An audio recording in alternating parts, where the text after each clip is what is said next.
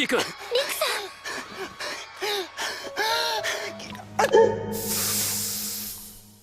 This is Idolish7. It's my favorite idol anime. Here are 7 reasons why Idolish7 is worth watching, even if you think that idol anime is not your thing. Excellent character writing. Characters in idol anime are usually criticized for being too perfect, too shallow, to be one personality trait characters, and this is not the case for Idolish7. All characters in Idolish7 have a lot of deep flaws, but they are not cheap.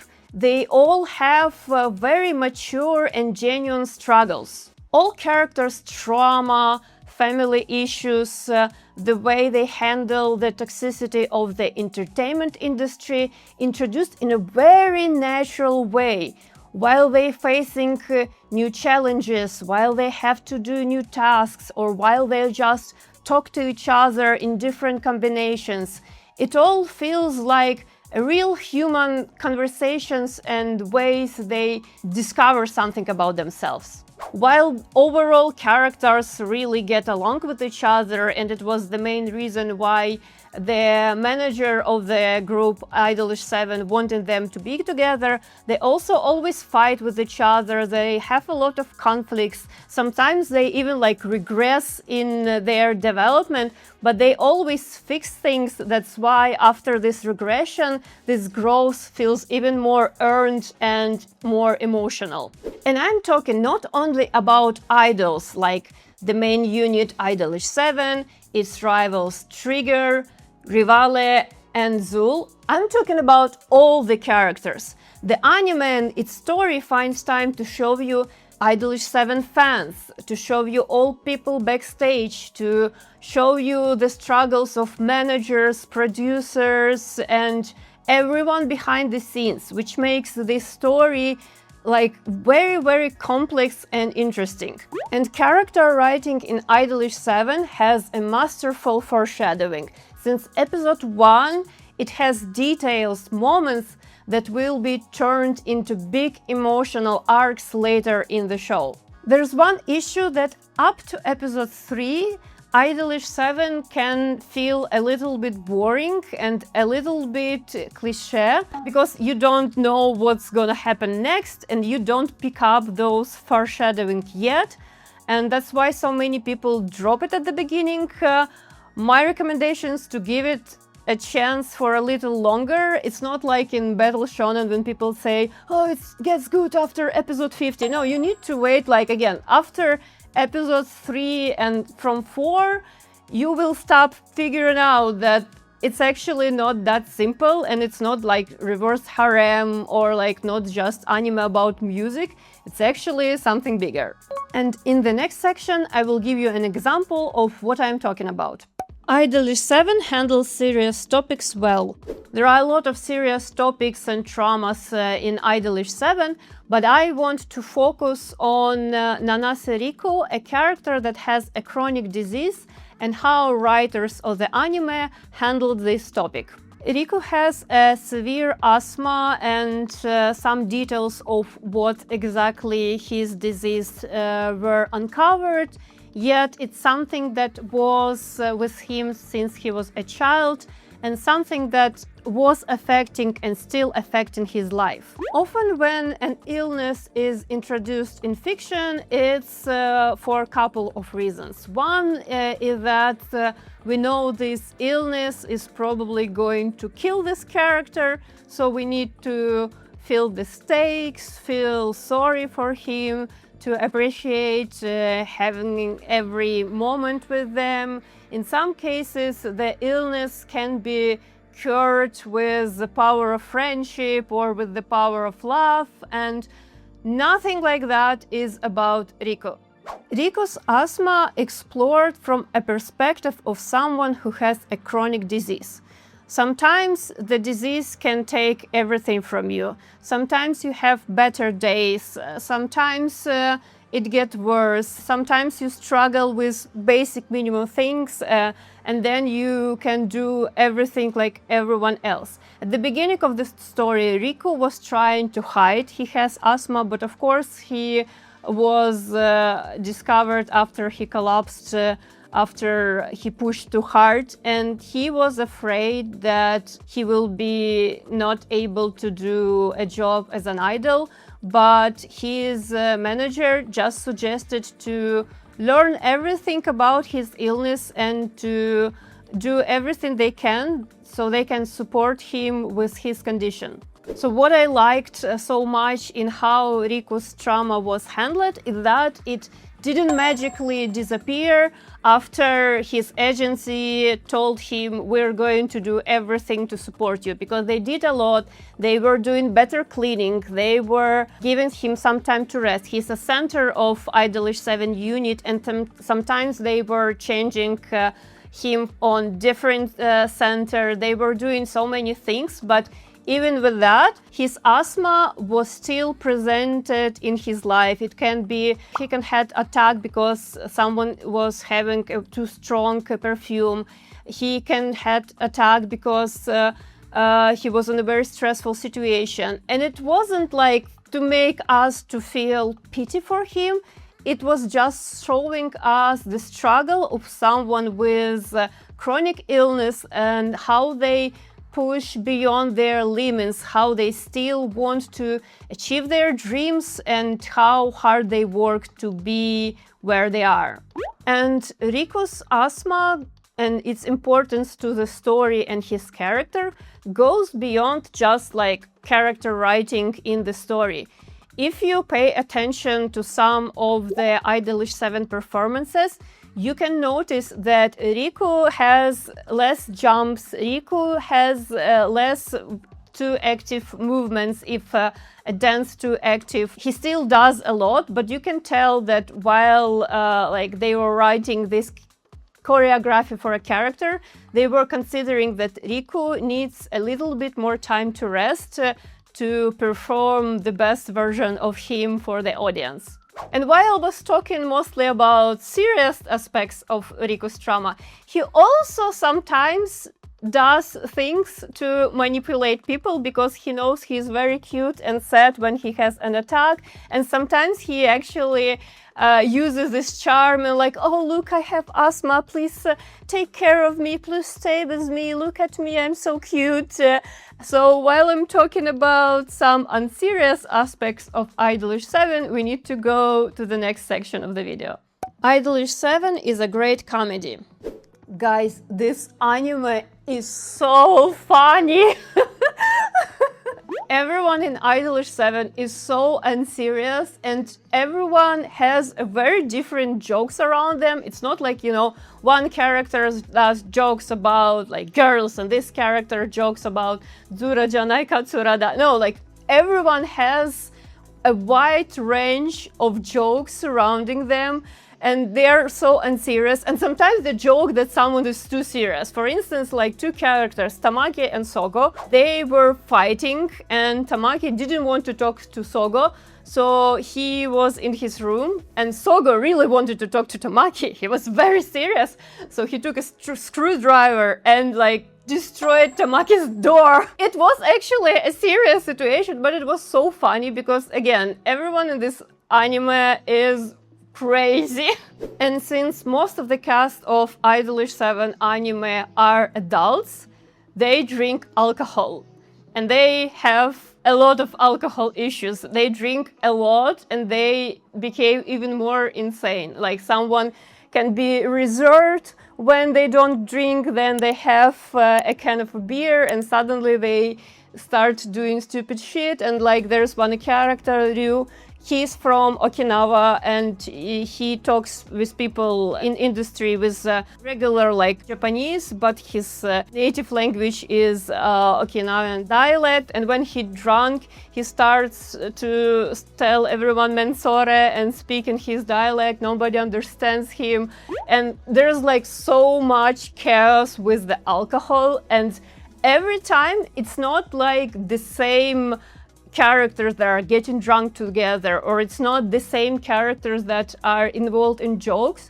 All the cast always shoved in between each other, not only like inside one unit, but in between all the unit that that are a part of the Idolish7 universe. Character dynamics.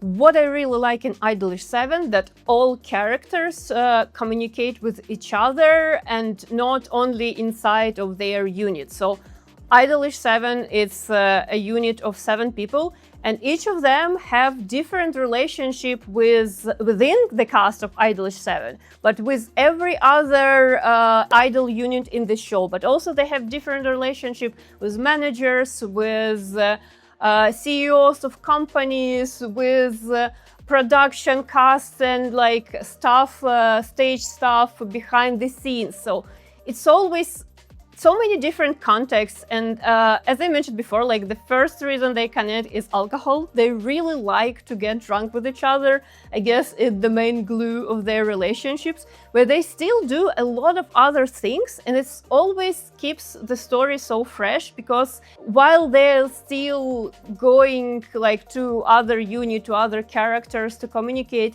they are like their character, but they change a little bit because they have different relationships and ideas what they can do with these characters, and you never get bored because you never know who's gonna collaborate in next episode. And I know like a lot of shows with big cast can shuffle their characters, but in Idolish7 they do it so much, and sometimes they do it very unexpectedly, and like sometimes you will never think that, oh, these 3 characters are going to make a unit where they go to the gym together. And these characters are just like to be together, and it's so interesting. And I don't know any show aside from Idolish7 who do that so well. Ensemble storytelling. An ensemble story usually has several main characters or leaders, and you cannot remove any of those because they all add something to narrative. And this is exactly what's happening in Idolish7. That's why I think all these characters are so well developed. It's kind of like we watch a lot of small animes inside one big anime. Idolish7 writers handling all challenges of ensemble storytelling really well. We don't feel that the writers have their favorite child. You can feel that all these characters are equally important. While we have our 7 leaders, Idolish7 like main characters, everyone else are still feel important, and attention management is also very well written. I never felt that, oh, I wish there were more of these characters, or I wish there were more of these characters. I always feel enough of interaction with all cast, even though it's pretty big. Every character have distinctive traits, not only in their character design, but also by the way they behave. You will never think that, oh, this is the same character about any of Idolish7 guys. And also it has really great character arcs that add on not only to characters themselves but to the whole story. And the main anchor that keep us watching Idolish7 is relationships that characters have. They are not equal, not socially, not mentally, and they try always to compensate and to struggle with each other, but still like each other. So like their relationship is like the main reason we're there. So if you are looking for a bit more original story that has not only one main character, but has at least 7 of those, and whereas the main focus is the plot and like overall tension and character arcs, and not just adding sad characters so they can, you know, make your main character brighter, you will definitely need to try and watch Idolish7. Queer cast. Some people may call it queer baiting, I will call it subtext. In some cases, I can even call it text. Not nobody in Idolish7 say in the camera I'm gay or I'm bi, but if you watch this anime with your eyes open, if you listen to everything these characters say to each other, it will be hard to say that these characters are straight. Inside of the Idolish7 universe, they are also aware that their fans are shipping them with each other, so they also do fan service for their fans in Idolish7 universe. But we're also talking about us, people from this dimension, and we're watching these characters communicating with each other behind the stage, and they do a lot of queer stuff. They are very fruity. Rivale is the gayest unit in Idolish7, and if you disagree with me, you can tell me about it in the comments. But they are a couple, they are partners, and even their voice actors are always talking about how these characters are married, and they established a date of their marriage so they can celebrate this marriage with fans. So there are so many details and moments that can be relatable and very nice to queer people. So that's why I would recommend Idolish7 to people who like stories with queer characters. Music. When I started watching Idolish7, I really hated anime idol music. It was too noisy for me or like too repetitive. But since in Idolish7 there are so many units, Idolish7, the main band, they are 7 people. It's one style, they have more like happy, more literally rainbow music, more pop, positive vibe. They have a unit mezzo from 2 members of Idolish7, it have more melancholic vibe. Then there is Trigger, there are 3 of them, and they have like very sexy vibe. And then there is Rivale, they're a couple, there are 2 of them, and they have very different songs. Like some of them have heavy instruments, guitar, saxophones. Some of them are more like pop, electronic music, and you never know what's going to be next. And there's also Zul, and they are more like aggressive, bad boys, pop music with rap and like being very cool. So while I watched the whole anime, I found a lot of songs that are in my library because I didn't know that anime idol music have so much to offer. So why Idolish7 is not as popular outside Japan as in Japan if it's like has so much to offer? I have 3 reasons why I think it's like that. The first one is there is a bias against anime idols. A lot of people think they're shallow. A lot of people think that girls like them only because they're pretty. The second reason is I mentioned it already. I think first episode is a little bit boring, and if you don't know what's gonna happen next, if you're not excited, you can feel that it's lacking of something. And the third reason, I think it's usually not advertised as much, and it happens with a lot of idol shoujo projects these days. For instance, Taman's B-side shoujo anime that was super popular just this year, that everyone are buying manga, everyone are hyped. I don't see any promotion of it outside Japan, any active panels, any active talks from publisher or anyone else, while again it's super popular in Japan. Idolish7 has the similar destiny, even though it has 3 seasons and the 4th season is on production. We're waiting when they will announce it. There is no so many ads or like promotions for this series. There is no licensing of the manga or novels connected to it. Like the fan base existing is only on like fans like me and others. If you watched Idolish7, please tell me what is your favorite character, what is your favorite idol unit. If you never watched Idolish7 and considering doing so, please also let me know in the comments. I'm really curious to know, did I change your mind? Did you enjoy the show? Because in real life, I made so many people to watch it, and all of them went through the stage when they're like, oh, I'm actually not into idol anime. And I was like, just watch like 5 episodes, give it 5 episodes, and then we will talk. and some of them I think even became more serious fans than I am.